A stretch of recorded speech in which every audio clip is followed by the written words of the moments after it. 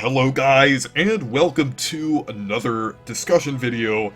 And I wanted to discuss something important because Nintendo just revealed their financial data up until December 2021, and the Nintendo Switch just surpassed 100 million units and outsold the Wii, which is really interesting because the Wii was always known for being Nintendo's biggest home console and most popular home console and everything. So that's really interesting to see, and just overall, there's a lot of reasons for the Nintendo Switch success so far, and even though I do have some problems with like the hardware of the console itself because of Joy-Con drift and the dock and like the fact that it's not really getting that many upgrades like in terms of like power and screen resolution, I feel like the Nintendo Switch does do a lot of things right because it's kind of bringing markets together. Like, the first one is the handheld and home console, obviously, and I feel like that's definitely one of the reasons for its success because it's kind of bringing both together. Like, instead of buying like a Wii U and a 3DS, you can just have a Nintendo Switch to kind of cover all of that. And I feel like the Nintendo Switch works really well as a hybrid console, using it over the almost 5 years now. And I feel like it works really well in that aspect, and just overall, I feel like it also appeals to both casual and hardcore audiences, which is something that the Wii and the Wii U really didn't do that much. I feel like the GameCube did it better, but I feel like the GameCube was kind of weird in that aspect. It was like around the time where gaming was at a weird point with with Nintendo specifically. Like, I don't think Nintendo really knew if they wanted to be either casual or hardcore at the time, so they kind of leaned into both in different ways, and it wasn't really successful, even though the GameCube is one of my favorite Nintendo consoles. But with the Wii, I feel like they tackled mostly just casual audiences. Obviously, they did have some hardcore games, and obviously games like Mario Galaxy and the Zelda games were all really good, and they kind of appealed to both audiences. But the Wii undeniably catered mostly the casual audiences, and same goes for DS too. The Wii U, I feel like there was a little bit of a shift, because like with some of the third-party exclusives that were on the Wii U, I feel like it was kind of like, even though it was kind of marketed towards casual audiences, I feel like there was a little bit of a shift during the Wii U era that kind of did have like some appeal toward hardcore gaming audiences, but I feel like the Nintendo Switch really kind of bridges the gap between the two, because I feel like both with their first-party games, third-party exclusives, and third-party games on the Switch, I feel like it does a really good job at kind of bringing together both markets.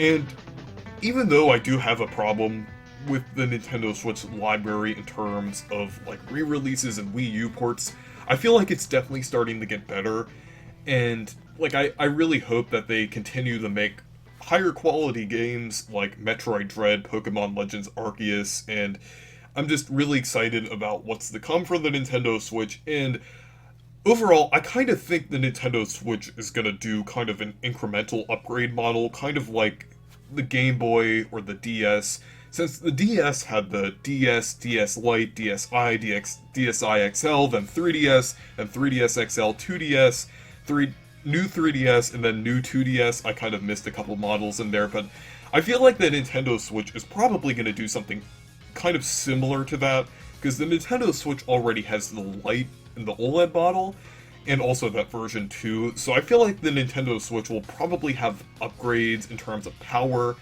and different things like that. Like, maybe at some point they'll start doing games that will run better on a newer Nintendo Switch console that will have 4K capabilities and like a better processor and everything, and then they'll kind of slowly shift into that. Like, let's say it's like a Switch 2, but it's still like kind of based on the original Switch, like it has like the same UI. Hopefully they'll upgrade the UI at some point, but same kind of UI, same kind of infrastructure and everything, but it will be like upgraded and everything, but it will just kind of be carrying what the Switch took. and kind of upgrade everything, and hopefully they'll just kind of do a model like that. I kind of feel like they're gonna do something like that. Like, I feel like they're probably gonna have a new model of the Nintendo Switch every couple of years. They'll have, like, one that increases the power, which will probably be every few years, and then, like, maybe, like, a light model, or a model that has a few extra features, something like that. Something very similar to what the 3DS is doing. Because I feel like it's definitely kind of following in the footsteps of what the 3DS and the DS line was doing. So that's kind of what I think the Nintendo Switch will do in the future, because I don't think it will just go from Nintendo Switch to a completely different console. Because usually when Nintendo has a successful idea, like the Game Boy, the DS, they kind of expand that and kind of make consoles kind of expanding upon that idea. Even the NES even the NES kind of did that with the SNES, like it had the same name and kind of was like an upgrade, and it's seen as kind of like a direct upgrade to that console. And then also with the Game Boy Advance to the Game Boy, and then the 3DS to the DS, I feel like there's definitely going to be something like that for the Switch, because they almost always do that. They even did that with, I guess the Wii to the Wii U counts as that, but that's really like the worst example. But I feel like the Switch is more comparable to like handheld consoles in terms of how they're kind of making the systems and kind of like marketing them, even though it's a home console. So I kind of feel like they're going to do something along the lines of the DS and Game Boy. But now I'm going to move into a discussion kind of about the games, because I kind of wanted to discuss some things like Pokemon Brilliant Diamond and Shining Pearl was overall like the best-selling one, and like it's kind of disappointing because it sold, I think, 13 million, almost 14 million. And to see a game that lazy and low quality, I'm not saying it's bad, because it's perfectly okay to enjoy the game, but it's just disappointing to see a game like that, and then also Mario Kart 8 Deluxe, which is a game that's almost 8 years old, be like the two best-selling games, or I guess 3 best-selling games if you count Pokemon as 2 games. It's kind of disappointing to see that those are selling more than all of the original titles, but it is nice to see some things, like Mario Party Superstars sold 5.43 million, and that's very nice, because I think that's more than Super Mario Party sold in its first couple months, because I think Super Mario Party only sold like 5.3 million. Well, that's still obviously like a lot, like since that's the best-selling Mario Party game. I feel like Mario Party Superstars might come close to it. I'm not sure if it will like overthrow it. Maybe if the Switch, like I said, will be getting incremental upgrades and the next Mario Party game won't be for another 3 years, then maybe Mario Party Superstars will sell more than Super Mario Party, but I'm not sure. But Super Mario Party is actually still selling, but I feel like most of those copies came before Superstars was either out or announced, because I don't really see the point in buying Super Mario Party if Superstars is going to come out. But it was probably around the time the online update came out, so it sold around 2 million copies, which is a lot, but Mario Party Superstars is definitely selling at a faster rate than it is now, since like all of this data was starting in April. This is like April through December, like part of the physical year. And there's also a lot of really nice things that I saw here, like WarioWare Get It Together, kind of like the big return for Wario, even though Wario did have some smaller games like WarioWare Gold and some other ones too, but like there was like WarioWare DIY and Game & Wario on the Wii U, but I feel like Get It Together is kind of like the return to like the classic kind of WarioWare that actually did something completely new. Like I had a discussion about it, but WarioWare Get It Together sold 1,200,000 copies, which is really good. Like, cause even though that's not really that much compared to other games, like obviously like the 13 million that Pokemon Brilliant Diamond Shining Pearl was selling, but I think that's still pretty good for a series that really hasn't had a big game in a while. And Also, Game Builder Garage sold over 1 million too. I'm kind of surprised it didn't sell more, but knowing that it's like a kind of a standalone game and it wasn't really attached to any series, even though it was kind of a part of the Nintendo Labo line, it wasn't really a part of any series, but it's still good that it sold over 1 million copies. And Mario Golf Super Rush, I'm a little surprised that it sold over 2 million.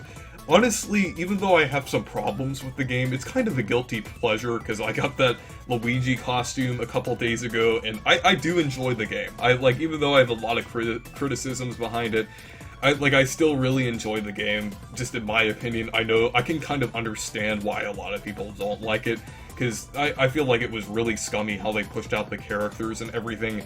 But I guess 2 million is alright. That's a pretty good sale for like a Mario sports title. I'm not sure how the other ones sold, but 2 million seems pretty solid for like a Mario game in general that's not like one of the bigger ones like Mario Party, Mario Kart, or like the actual 3D or 2D Mario games. Metroid Dread is another really nice one too, like to see that it's selling, because it sold 2.74 million copies, which is really good. I think that means it's the best-selling Metroid game now, and that's really nice to see.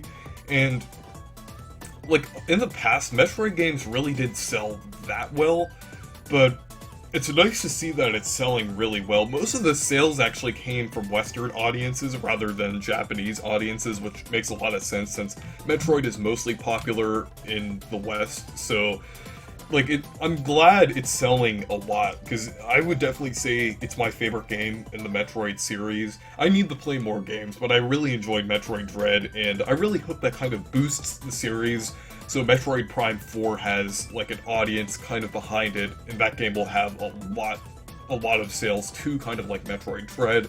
Ring Fit Adventure is still selling a lot too, since this physical year it sold over 3 million copies. And, like, also a lot of other games, like, that were released a few years ago, like Super Mario Odyssey and Breath of the Wild, Smash Ultimate, are still selling a lot. Like, even Animal Crossing, well, makes a lot of sense, but, they're still selling, and I feel like we could possibly get sequels to games other than Breath of the Wild. Like, I'm really hoping for Super Mario Odyssey 2, since Super Mario Odyssey sold 23 million copies, so I feel like that would be pretty successful. And another one that's just kind of surprised me is Big Brain Academy Brain vs. Brain, since that's sold around 1.2 million copies, around the same as WarioWare Get It Together. I'm a little surprised by that, but I think that's really nice that it sold a lot, because that's kind of showing that some of Nintendo's dormant series are still successful, though Big Brain Academy did sell a lot in the past when I think about it now, so I guess it's not too surprising that it sold so much, and it probably will sell a few million copies, because this is only like the first month. So I'm kind of guessing maybe it will sell around like maybe 3 to 5 million copies. That's a lot, but like keeping like true to the history of the Big Brain Academy series, it will probably stay in line with the older games. So I think that's pretty interesting to see that it's kind of continuing to sell well. And I would like to see Nintendo bring back more dormant franchise. Like, they brought back Metroid, they brought back WarioWare, they brought back Big Brain Academy, like I just mentioned. And since they're selling really well, I feel like they could definitely bring more. Like, I really would like to see Mario and Luigi on the Switch, even though Alpha Dream went out of business. I mean, it's only been like 3 years since the last Mario and Luigi related thing that we got, so there could possibly be a new game from a different developer that we, like, maybe in the next couple of years we could possibly get it, but I feel like that would be really good, and I feel like Nintendo could possibly see that it would sell well, since most games on the Nintendo Switch do better than they did on older consoles, and that would be really nice to see. So yeah, anyways, those are kind of my thoughts on the sales that Nintendo kind of revealed, like the financial data and everything. And I'll leave a link to that in the description if you want to see it for yourself. because I find a lot of it really interesting how well a lot of games sold, either if it's really concerning, like Pokemon Brilliant Diamond Shining Pearl, or really exciting, like Metroid Dread or WarioWare Get It Together. So anyways, thank you guys for watching this video. Make sure to leave a like and subscribe for more, and make sure to check out my Discord server and Twitter if you want to. Goodbye.